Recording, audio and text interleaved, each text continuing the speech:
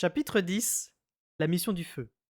En temps de paix, on restreignait l'enseignement de l'art aux membres de la famille royale afin d'assurer l'exclusivité de cette magie et de réduire les risques de l'avoir employée contre le roi. Ainsi, quand Galen entra en apprentissage auprès de maîtresses sollicitées, ses devoirs consistaient à la seconder pour achever la formation de chevalerie et vérité. Personne d'autre n'apprenait l'art à l'époque.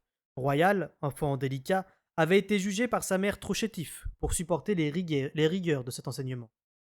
C'est pourquoi, à la suite de la mort prématurée de Sollicité, Galen prit le titre de maître d'art, mais n'eut guère à faire. Certains considéraient d'ailleurs que son temps d'apprentissage était insuffisant pour constituer l'initiation complète d'un maître d'art. D'autres ont déclaré depuis qu'il n'avait jamais possédé la puissance nécessaire pour faire un véritable maître. Quoi qu'il en soit, pendant des années, il n'eut jamais l'occasion de faire ses preuves et de démontrer la fausseté de ses critiques. Il n'y avait ni jeune prince, ni jeune princesse à former au cours des années où Galen fut maître d'art. C'est seulement à la suite des raids des Pirates Rouges que l'on décida d'agrandir le cercle des artiseurs. Il n'existait plus de clan digne de ce nom depuis bien longtemps. La tradition nous révèle que, lors de heurts précédents avec les Outriliens, il n'était pas rare de voir 3 et quelquefois 4 clans travailler en même temps. Ils étaient généralement formés de 6 ou 8 membres mutuellement cooptés pour leur aptitude à se lier les uns aux autres, et dont l'un au moins possédait une forte affinité avec le monarque régnant. Ce membre clé répétait directement au souverain tout ce que ses compagnons lui transmettaient, s'il faisait partie d'un clan de messagerie ou de collecte de renseignements. D'autres clans avaient pour fonction d'accumuler de l'énergie et de mettre leurs ressources d'artiseurs à la disposition du roi selon ses besoins.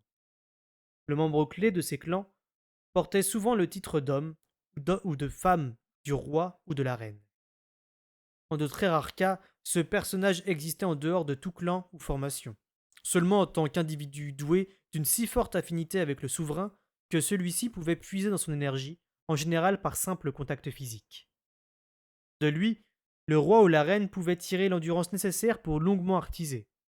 Par tradition, un clan prenait le nom de son membre clé, ce dont nous avons des exemples célèbres, tel le clan de Feu Croisé. Pour créer son premier et unique clan, Galen choisit de ne se plier à aucune coutume. Son groupe prit le nom du maître d'art qui l'avait façonné et le conserva même après sa mort. Plutôt que d'assembler un vivier d'artiseurs et d'en laisser émerger un clan, Galen lui-même tria ceux qui en deviendraient membres. En conséquence, il leur manquait l'unité interne des groupes des légendes, et leur affinité la plus profonde allait au maître d'art plus qu'au roi. Ainsi, le membre clé, Auguste à l'origine, adressait des rapports complets autant à Galen, au roi subtil, et au roi servant vérité. Lorsque Galen mourut et que l'art d'Auguste fut anéanti, Seren prit la fonction de membre clé du clan de Galen. Les autres survivants du groupe étaient Justin, Guillot, Carode et Ronce.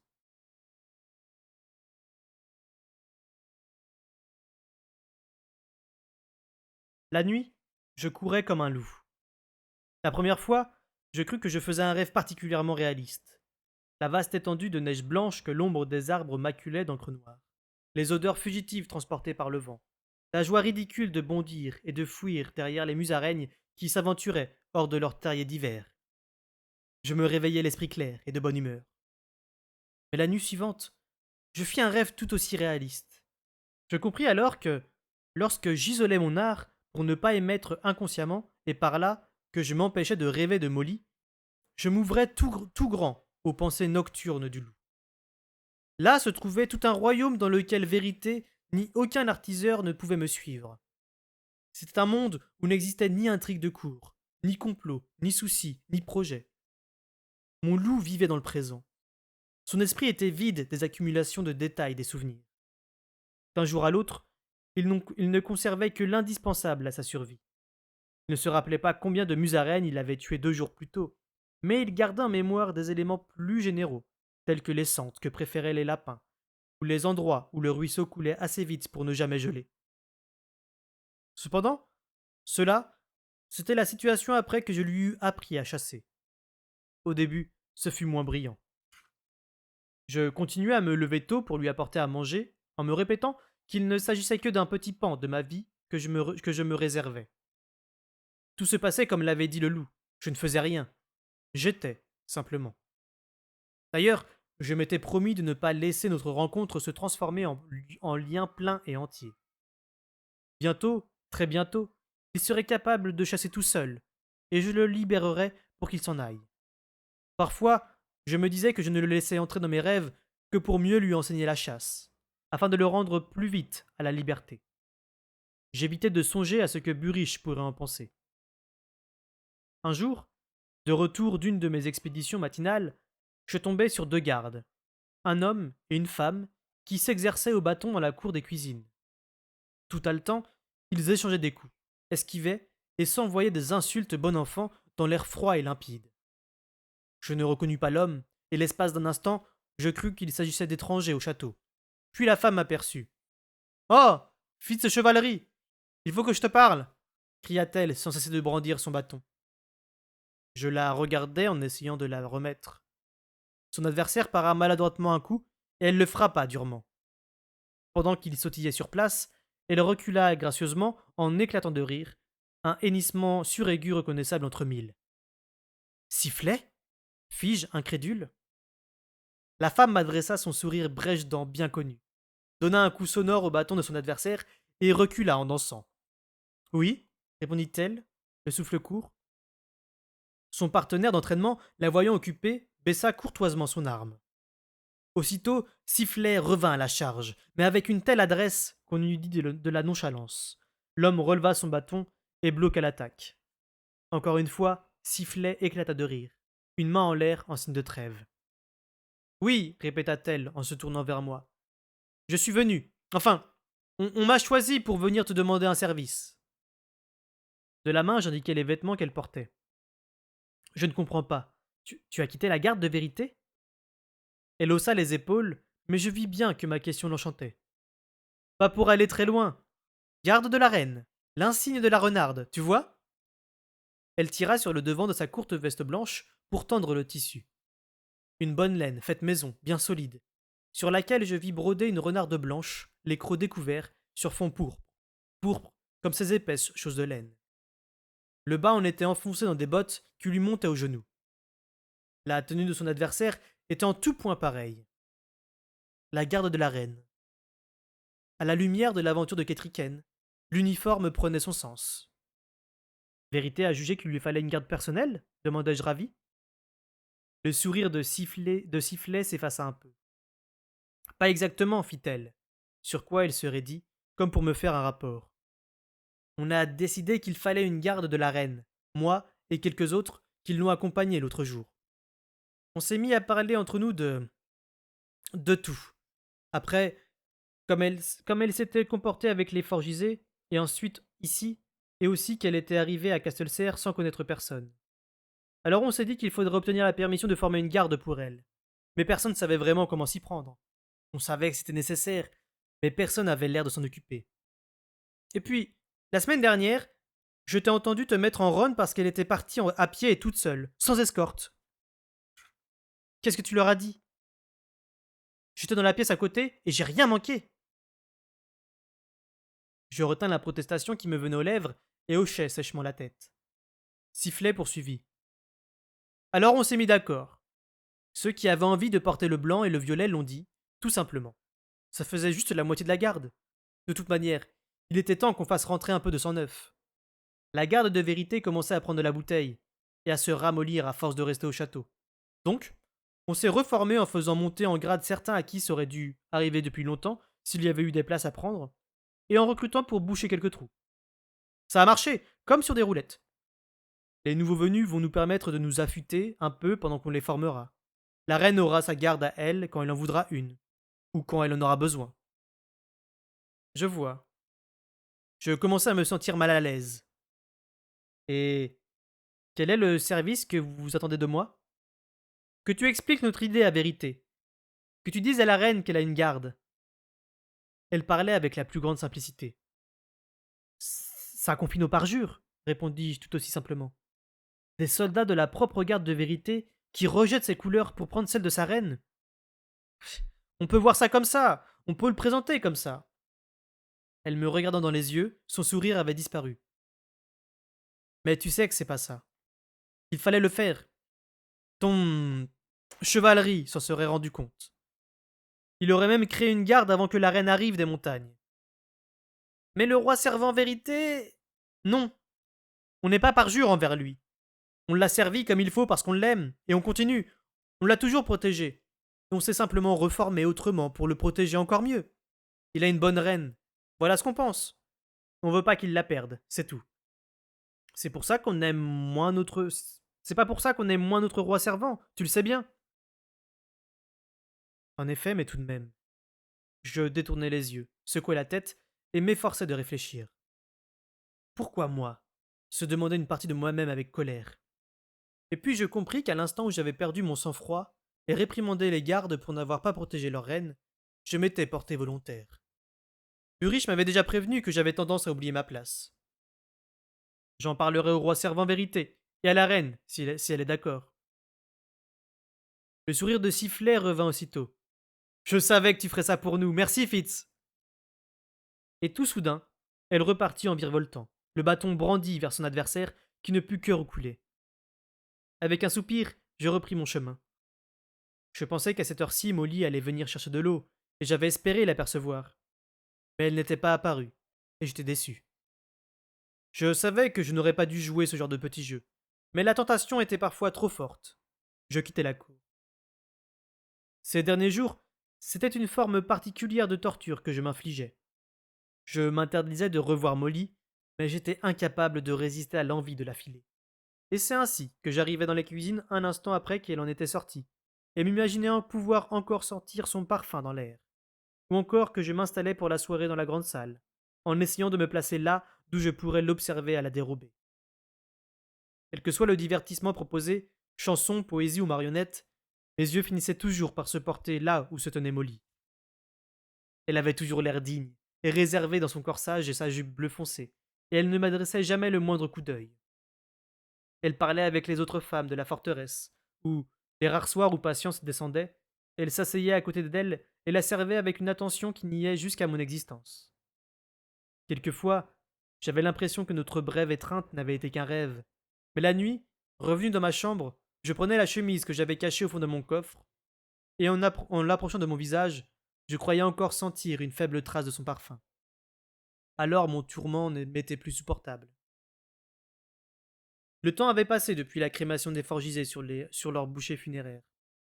Outre la formation de la garde de la reine, d'autres changements se préparaient, tant à l'intérieur qu'à l'extérieur du château.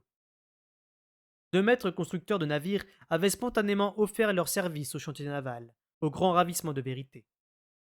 Mais la reine Kétriken en avait été émue encore bien davantage, car c'est à elle qu'il s'était présenté, en disant qu'il souhaitait se rendre utile. Leurs apprentis les accompagnaient et avaient grossi les rangs de ceux qui œuvraient au chantier. Dorénavant, les lampes y brûlaient dès avant l'aube, et bien après le coucher du soleil. Et les travaux avançaient à grands pas. Du coup, Vérité s'absentait d'autant plus de Castelcer et qu'Etriken, lorsque j'allais la voir, était plus abattue que jamais. C'est en vain que je lui proposais livres et sorties. Elle passait le plus clair de son temps assise à son métier à tisser, auquel elle touchait à peine. Chaque jour un peu plus pâle et apathique. Sa tristesse affectait les dames qui l'accompagnaient, si bien qu'une visite chez elle avait toute la gaieté d'une veillée funèbre. Je ne m'attendais pas à trouver Vérité dans son étude, et je ne fus pas déçu.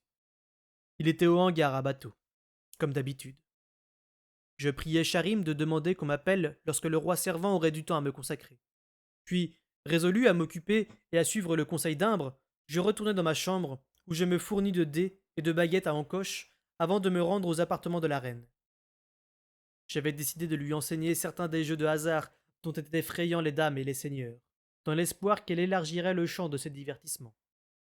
J'espérais également, à un moindre degré, que ces jeux l'inciteraient à fréquenter davantage de gens et à dépendre moins de ma compagnie. Son humeur lugubre commença à me peser, au point que je souhaitais souvent de tout mon cœur me trouver loin d'elle. Apprends-lui d'abord à tricher, mais fais-lui croire que c'est la façon normale de jouer. Dis-lui que les règles autorisent les feintes. Quelques tours d'escamotage faciles à enseigner, et elle pourrait vider les poches de Royal une ou deux fois avant qu'il ose la soupçonner. Et, à ce moment-là, que pourrait-il faire? Accuser la dame de Castelcer de tricher au dé?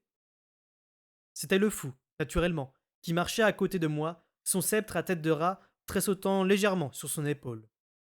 Je n'eus pas un tressaillement, mais il sut qu'une fois de plus il m'avait eu par surprise. Ses yeux pétillaient d'amusement. Notre reine servante risque de ne pas apprécier que je la trompe. Pourquoi ne pas m'accompagner, plutôt, pour la dérider un peu? Moi, je remise mes dés, et toi, tu jongles pour elle. Jongler pour elle? Allons, Fitz. Je ne fais que ça toute la journée, et toi, tu n'y vois que bouffonnerie. Tu observes mon travail, et tu dis que c'est un jeu, tandis que je te regarde travailler d'arrache-pied à jouer à des jeux que tu n'as pas inventés toi-même. Suis le conseil d'un fou. Apprends à la dame non les dés, mais les devinettes, et vous y gagnerez tous deux en sagesse. Les devinettes? C'est un jeu de Terrillville, non? On devrait y jouer aussi à Castelcer, ces temps-ci. Tiens, réponds à celle-ci, si tu le peux. Comment appeler quelque chose qu'on ne sait pas comment appeler? Je n'ai jamais été doué pour ce jeu, fou. Comme tous ceux de ta lignée, d'après ce que j'ai entendu dire. Alors réponds à celle-ci. Qu'est-ce qui a des ailes dans le manuscrit de Subtil, une langue de feu dans le livre de vérité, des yeux d'argent dans les vélins de Rel, et des écailles d'or dans ta chambre? C'est une devinette? Il me regarda d'un air navré. Non, une devinette, c'est ce que je viens de te poser. C'est un ancien. Et la première devinette voulait dire comment en appeler un. Je ralentis le pas. Je le dévisageais, mais il était toujours difficile de croiser son regard. C'est une devinette ou une vraie question? Oui. Le fou avait la mine grave. Je m'arrêtai brusquement, complètement perdu, et lui adressai un regard noir. En réponse, il leva son sceptre nez à nez avec lui-même. Le rat et lui semblaient se faire des grimaces. Tu vois, raton, il n'en sait pas davantage que son oncle ni son grand-père. Aucun d'eux ne sait comment appeler un ancien. Par l'art, dis-je impulsivement. Le fou me scruta d'un air étrange. Tu sais ça? J'imagine que c'est le moyen. Pourquoi? Je l'ignore. D'ailleurs, maintenant que j'y pense, ça me paraît peu probable. Le roi Sagesse a fait un long voyage pour trouver les anciens. À quoi bon, s'il pouvait simplement les artiser? En effet. Mais parfois, il y a de la justesse dans l'impétuosité. Alors débrouille-moi cette devinette, mon gars. Un roi est vivant, un prince de même, et tous deux maîtrisent l'art. Mais où sont ceux qui ont été formés en même temps que le roi et ceux d'avant? Comment en est-on arrivé à cette indigence d'artiseurs en un temps où l'on a impérieusement besoin d'eux? On forme peu d'artiseurs en temps de paix. Galen n'avait pas jugé utile de prendre de disciples avant sa dernière année de vie. Et le clan qu'il a créé. Je me tus soudain. Bien que le couloir fût désert, j'avais perdu toute envie de parler de ce sujet.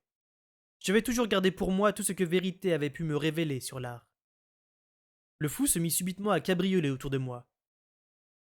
Si la botte ne va pas, impossible de la porter, quel que soit le cordonnier qui l'a faite, déclara-t-il. J'acquiesçai à contre-cœur. Exactement. Et le cordonnier est mort. Comme c'est triste. Plus triste que viande chaude sur la table et vin rouge dans ton verre. Mais le cordonnier, lui aussi, avait été formé par un autre. Sollicité. Mais elle est morte, elle aussi. Ah! Mais pas subtil, ni vérité. Il me semble que s'il en reste deux créés par elle, qui respirent encore, il devrait y en avoir d'autres. Où sont-ils? Je haussai les épaules. Disparu, vieux, mort, que sais-je? Je refoulai mon impatience et me contraignis à réfléchir à la question. La sœur du roi subtil, Allègre, la mère d'Auguste. Elle a peut-être été formée, mais elle est morte depuis longtemps. Le père de Subtil, le roi Bonté, a été le dernier à disposer d'un clan, je crois. Mais bien peu de gens de cette génération sont encore en vie. Je m'interrompis. Vérité m'avait dit un jour que Sollicité avait enseigné l'art à autant d'élèves doués qu'elle avait pu en trouver. Il en restait sûrement de vivants. Il ne devait guère avoir plus d'une dizaine d'années de plus que Vérité. Un trop grand nombre sont morts, si tu me poses la question. Je le sais, crois-moi, dit le fou en réponse à mes réflexions. Je le regardai d'un œil inexpressif, me tira la langue, s'éloigna un peu en dansant, puis observa son sceptre et gratta affectueusement son rat sous le menton. Tu vois, raton, je te l'avais bien dit. Aucun d'entre eux ne sait rien, aucun n'est assez intelligent pour demander. Fou! Tu ne peux donc jamais t'exprimer clairement m'écriai-je exaspéré. Il se figea comme si je l'avais frappé. En pleine pirouette, il reposa les talons au sol et se raidit comme une statue. Quel intérêt fit-il d'un ton mesuré. M'écouterais-tu si je ne te parlais pas par énigme? Cela t'obligerait-il à réfléchir, à te suspendre à mes moindres mots et à les ruminer plus tard dans ta chambre? Très bien, je vais essayer. Connais-tu la comptine Six sages s'en furent à Jampe? J'acquiesçai, encore plus perdu qu'avant. Récite-la-moi. Hmm. Six sages s'en furent à Jampe, grandirent un mont et n'en descendirent pas, se pétrifièrent et puis s'enfuirent. Le reste de la vieille comptine m'échappa soudain. Je ne me souviens plus. De toute manière, les paroles ne veulent rien dire. Ce n'est qu'une scie qu'on arrive à se sortir de la tête. Ce qui explique naturellement qu'elle fasse partie des poèmes du savoir traditionnel, conclut le fou. Je n'en sais rien. Je me sentais soudainement excessivement irrité. Fou, tu recommences. Tu t'exprimes toujours par énigme. Tu prétends parler clairement, mais ta vérité m'échappe. Les énigmes et les devinettes, mon Fitsune, sont là pour faire réfléchir, pour faire découvrir de nouvelles vérités dans de vieilles lunes. Mais, puisqu'il en est ainsi, ta cervelle m'échappe, comment l'atteindre? Peut-être devrais-je venir chanter sous ta fenêtre à la nuit tombée. Prince bâtard, fille de ce monde tout doux, tu perds ton temps et prends des coups, et tu t'efforces de freiner quand tu devrais accélérer. Il avait mis un genou en terre et pinçait des cordes imaginaires sur son sceptre. Il chantait à pleine poitrine, et plutôt bien finalement. L'air de sa chanson était celui d'une ballade d'amour populaire. Il me regarda, émit un soupir théâtral, se passa la langue sur les lèvres et reprit avec une expression désespérée. Pourquoi un lois-voyant jamais ne voit au loin, et s'arrête à ce qu'il a juste sous la main? La côte est assiégée et ton peuple est hagard. J'avertis et je presse, on me répond plus tard. Petit prince bâtard, ô Fitz, ô mon tout beau, attendras-tu longtemps qu'on te coupe en morceaux? Une servante s'arrêta, surprise, pour écouter. Un page passa la tête par la porte d'une salle voisine, un sourire jusqu'aux oreilles. Je sentis le rouge commencer à monter à mes joues, car le fou levait vers moi un visage énamouré. Je voulais m'éloigner de lui d'un air dégagé, mais il me suivit à genoux, en s'accrochant à ma manche, et je dus m'immobiliser plutôt que de me lancer dans une bataille grotesque pour me libérer. Je me sentais ridicule. Le fou me fit un sourire minaudier, et j'entendis le page glousser de rire, tandis que, plus loin dans le couloir, deux voix amusées murmuraient. Je refusais de lever les yeux pour voir qui se réjouissait ainsi de mon embarras. Le fou m'envoya un baiser, puis reprit sa chanson, dans un murmure confidentiel. Le destin pourra-t-il si aisément t'abattre? Non, si te sert de l'art afin de le combattre. Mande tes alliés, cherche les maîtres d'art, emploie tous les moyens que tu as mis au rencard. Il est un avenir encore informe et vide, fondé par tes passions violentes et avides. Utilise ta tête afin de l'emporter, et tu pourras ainsi sauver les Siduchés. C'est ce dont te supplie un fou agenouillé. Empêche les ténèbres de nous foyer. Évite au peuple de tomber en putrescence. Ô, toi, en qui la vie a placé sa confiance. Il se tut un instant, puis conclut joyeusement et à pleine voix.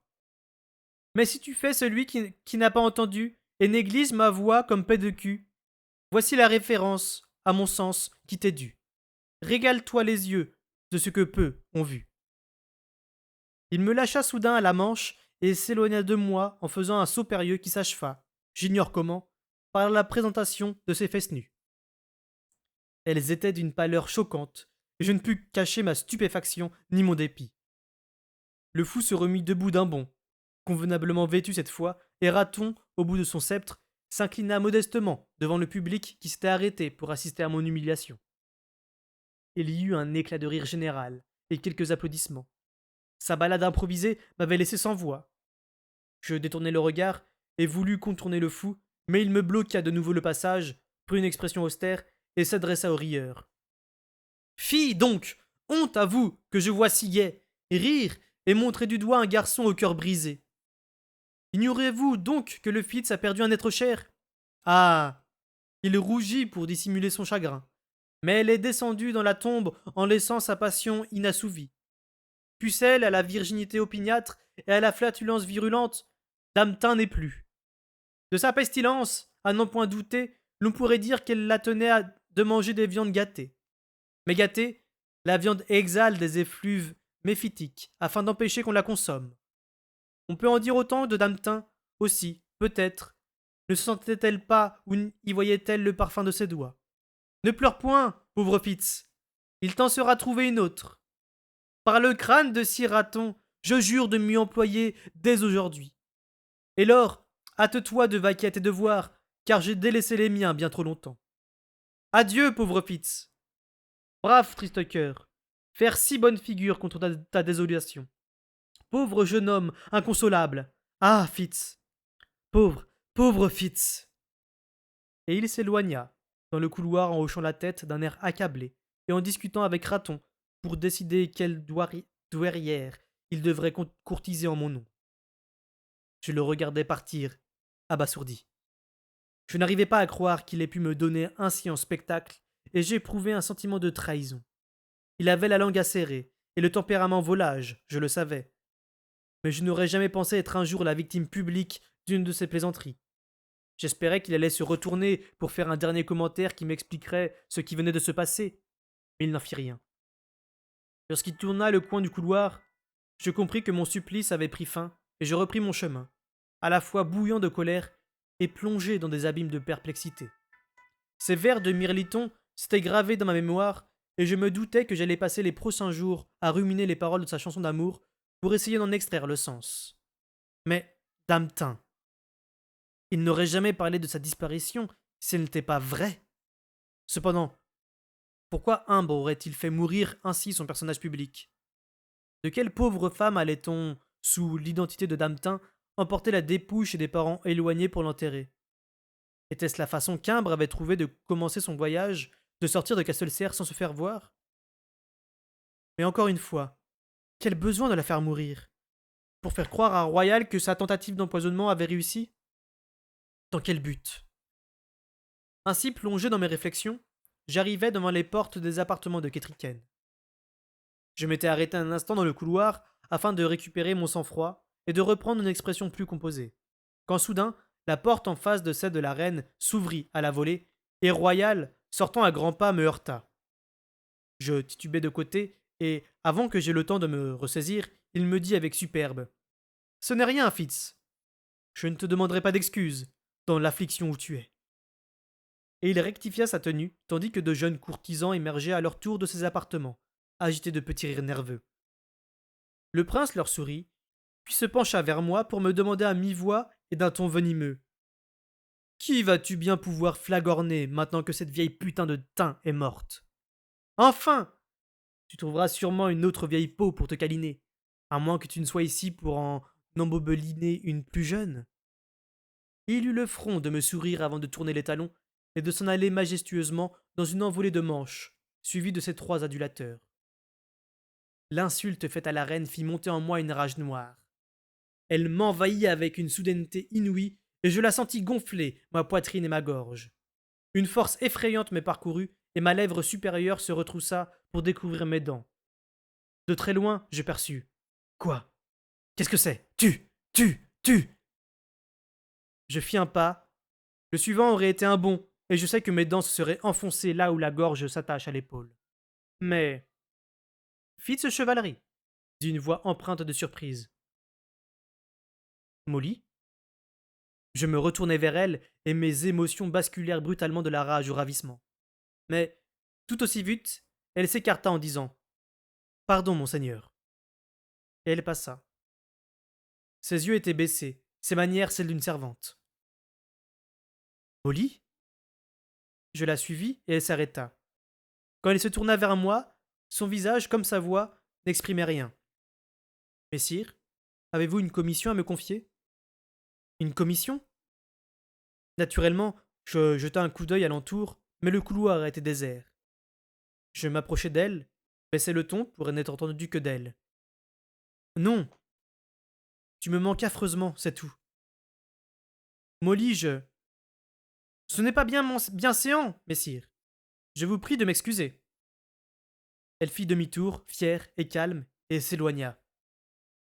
Mais qu'ai-je donc fait? Demandai-je, à la fois en colère et atterré. Je n'attendais pas vraiment de réponse. Mais elle s'arrêta encore une fois. Son dos était raide, sa tête droite sous sa coiffe de dentelle.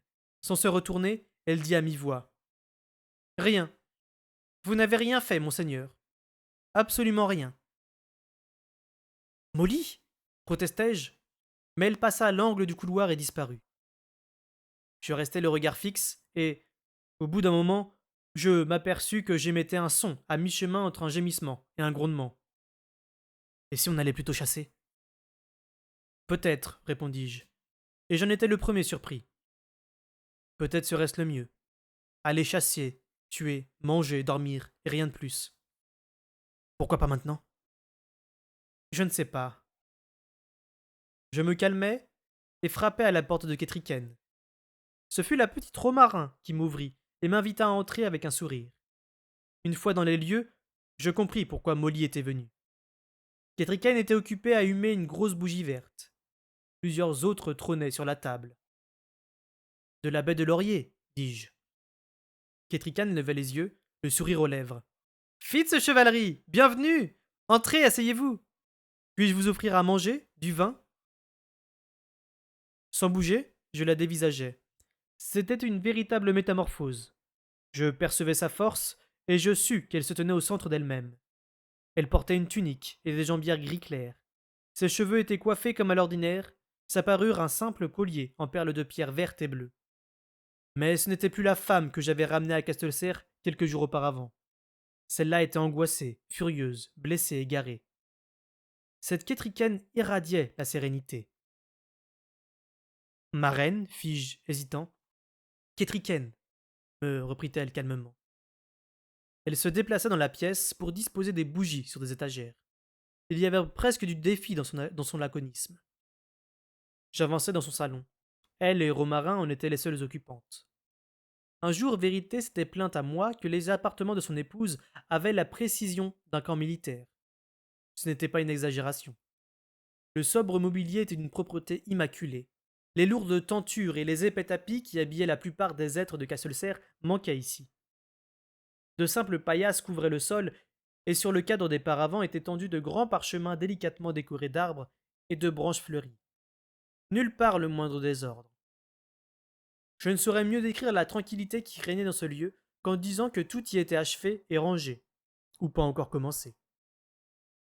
Je m'étais présenté en proie à avec des émotions conflictuelles, mais à présent, immobile et muet, ma respiration se calmait, et mon cœur s'apaisait.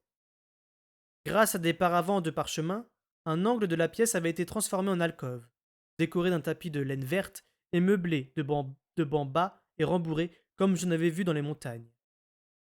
Ketriken plaça la bougie verte à la baie de laurier derrière l'un des paravents et l'alluma avec un brandon pris dans l'âtre. La flamme dansante insuffla la vie et la chaleur d'un lever de soleil à la scène peinte. Ketriken en fit le tour pour s'asseoir sur l'un des bancs. Elle désigna le siège en face du sien. Voulez-vous me rejoindre? J'obéis. Le paravent doucement éclairé, l'illusion d'une petite pièce intime et le parfum suave de la baie de laurier, tout cela baignait dans la douceur. Le siège bas était étonnamment confortable. Il me fallut un moment pour me rappeler le motif de ma visite. Ma reine, j'ai songé que vous aimeriez peut-être apprendre certains des jeux de hasard que l'on pratique à Castelcer. Ainsi, vous pourriez participer lorsque les autres s'amusent. Une autre fois, éventuellement, répondit-elle gentiment. Si vous et moi avons envie de nous distraire, et s'il vous plaît, de m'enseigner ces jeux. Mais pour ces raisons seulement. Je me suis rendu compte que les vieux proverbes sont exacts. On ne peut s'éloigner de sa vraie nature sans que le lien se rompe ou nous ramène en arrière. J'ai de la chance, j'ai été ramené en arrière. J'avance à nouveau en fidélité avec moi-même, fils de chevalerie. C'est ce que vous percevez aujourd'hui. Je ne comprends pas. Elle sourit. Ce n'est pas nécessaire. Elle se tut. La petite Romarin était allée s'asseoir auprès de l'âtre. Elle avait pris son ardoise et sa craie pour s'occuper. Même cette distraction d'enfant était aujourd'hui nimbée de sérénité. Je revins à Ketriken et attendis qu'elle reprenne la parole. Mais elle resta simplement à me regarder, d'un air méditatif. Je finis par demander. Que faisons-nous? Rien, répondit Ketriken. Je gardai donc le silence comme elle. Au bout d'un long moment, elle dit: Notre ambition, les tâches que nous nous donnons, le cadre que nous nous efforçons d'imposer au monde, tout cela n'est que l'ombre d'un arbre projeté sur la neige. Elle change avec le soleil, disparaît la nuit, danse avec le vent, et, quand la neige fond, elle gît déformée sur la terre inégale. Mais l'arbre continue d'exister. Comprenez-vous cela? Elle se pencha légèrement en avant pour me dévisager. Il y avait de la douceur dans ses yeux. Je crois, fis-je embarrassé. Elle me regarda d'un air presque apitoyé. Vous comprendriez si vous cessiez de vouloir comprendre. Si vous renonciez à vous inquiéter de savoir pourquoi c'est important pour moi, et essayez simplement de voir ce que cette idée peut vous apporter dans votre vie. Mais rien ne vous y oblige pas. Ici, je ne commande à personne. Elle redressa le buste d'un mouvement fluide qui faisait paraître sa roide posture naturelle et reposante. Et, à nouveau, assise en face de moi, elle ne fit rien. Mais je la sentis se déployer. Je sentis sa vie m'effleurer, s'écouler autour de moi. C'était un contact des plus ténus. Et si je n'avais pas eu l'expérience à la fois de l'art et du vif, je crois que je ne l'aurais pas perçu. Prudemment, aussi doucement que si je tâtais du pied un pont en toile d'araignée, je superposais mes sens aux siens. Elle tendit son esprit, pas comme je le faisais vers un animal précis, ou pour savoir quelle créature se trouvait alentour. Dans son cas, l'expression que j'utilisais pour moi était impropre. Ketriken ne cherchait rien à l'aide de son vif. C'était ce qu'elle avait dit, simplement être. Mais être une partie du tout. Elle s'apaisait, contemplait toutes les façons qu'avait la toile de la toucher, et elle était heureuse. C'était un état délicat et ténu, et je m'en émerveillais. L'espace d'un instant, je me détendis moi aussi. Je respirai profondément et m'ouvris, le vif béant.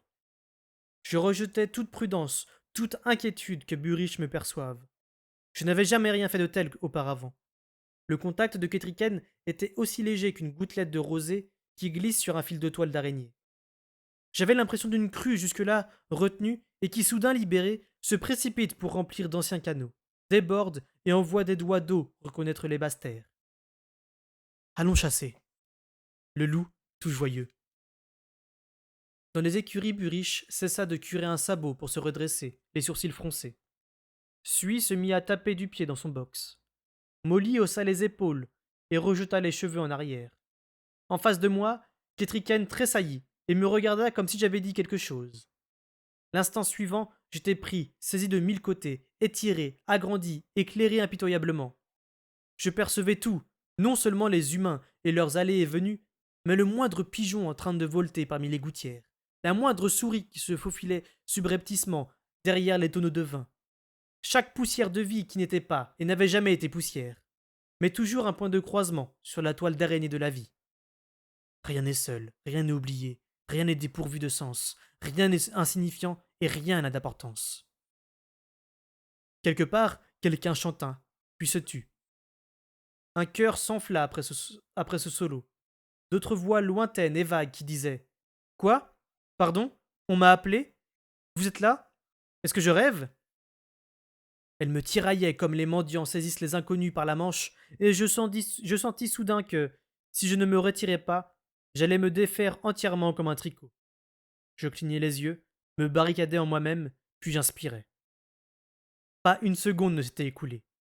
Un inspire, un battement de paupières. Ketriken me regardait d'un air interrogateur. Je fis semblant de ne pas m'en apercevoir. Je me grattai le nez, changeai de position sur le banc. Je repris fermement mon sang-froid, puis je laissai passer quelques minutes avant de soupirer, puis de hausser les épaules en manière d'excuse. Je ne comprends pas le but du jeu, je crois, fis-je. J'avais réussi à l'agacer. Ce n'est pas un jeu. Il n'est pas nécessaire de comprendre ni de faire quoi que ce soit. Il suffit de tout arrêter et d'être. Je feignis d'essayer à nouveau. Je restai sans bouger un moment, puis me mis à tripoter distraitement ma manchette jusqu'à ce que Ketriken me regarde. Alors, je baissai les yeux comme si j'étais confus. La bougie sent très bon, dis-je. Elle poussa un soupir et renonça. La jeune fille qui les fabrique a une perception très fine des parfums. Elle parvient presque à recréer mes jardins et à m'entourer de leur flagrance. Royal m'a apporté une fois un de ses cierges aux chevrefeuilles, et je me fournis auprès d'elle depuis. Elle est servante au château, et elle n'a ni le temps ni les moyens de produire beaucoup. Je m'estime donc privilégié quand elle m'offre de ses bougies. Royal, répétai-je. Royal parlait à Molly. Royal la connaissait suffisamment pour savoir qu'elle créait des bougies. Un mauvais pressentiment me tordit les tripes. Ma reine, j'ai l'impression que je vous distrais de vos occupations. Ce n'est pas ce que je souhaite. Puis-je prendre congé pour revenir quand vous aurez envie de compagnie? Cet exercice n'exclut pas la compagnie, fit ce chevalerie. Elle me regarda d'un air triste. Ne voulez-vous pas essayer encore une fois de lâcher prise? L'espace d'un instant, j'ai cru. Non? Dans ce cas, je ne vous retiens pas. Il y avait du regret et de la solitude dans sa voix. Puis elle se redressa. Elle prit une inspiration, puis expira lentement. À nouveau, je sentis sa conscience vibrer dans la toile d'araignée. Elle a le vif, me dis-je. Modérément, mais elle l'a. Je sortis sans faire de bruit. Je me demandais avec un soupçon d'amusement ce que penserait Buriche s'il était au courant. Ce qui m'amusait beaucoup moins, c'était de me rappeler qu'elle avait réagi quand j'avais tendu mon esprit. Je songeais à mes chasses nocturnes avec le loup. La reine allait-elle bientôt se plaindre de rêves étranges? Une certitude glacée m'envahit. J'allais être découvert. J'avais été trop négligent, trop longtemps. Buriche percevait quand je me servais du vif. Et s'il n'était pas le seul? On pourrait m'accuser de pratiquer la magie des bêtes. Je bandai ma volonté et m'endurcis le cœur. Demain, j'agirai.